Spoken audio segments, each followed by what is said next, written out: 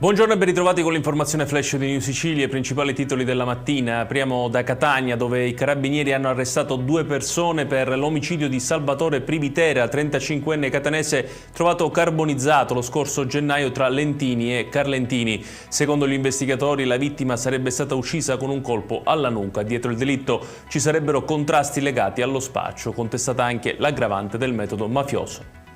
A Palermo, maxi operazione contro il contrabbando di tabacchi, sequestrate una fabbrica clandestina e circa 25 tonnellate fra sigarette e tabacco nell'ambito di un blitz tra Verona e il capoluogo siciliano.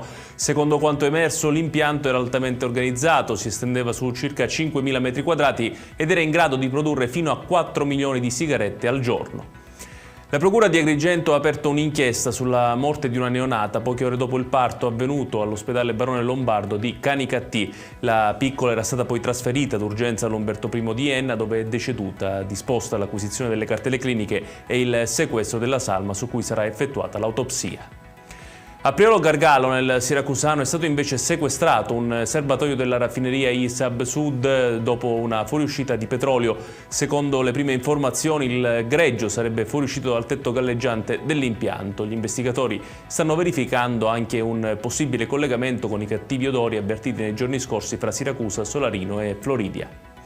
Infine, una squadra dei Vigili del Fuoco è stata aggredita la scorsa notte nel quartiere Zen 2 a Palermo. Una cinquantina di persone hanno infatti accerchiato i pompieri che stavano tentando di spegnere una catasta di legno incendiata nella notte di San Giuseppe, perché per l'usanza popolare delle vampe 5 vigili del fuoco sono stati colpiti dal lancio di pietre e bottiglie e sono finiti in ospedale.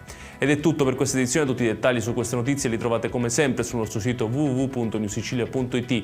Grazie per averci seguito e buon proseguimento di giornata.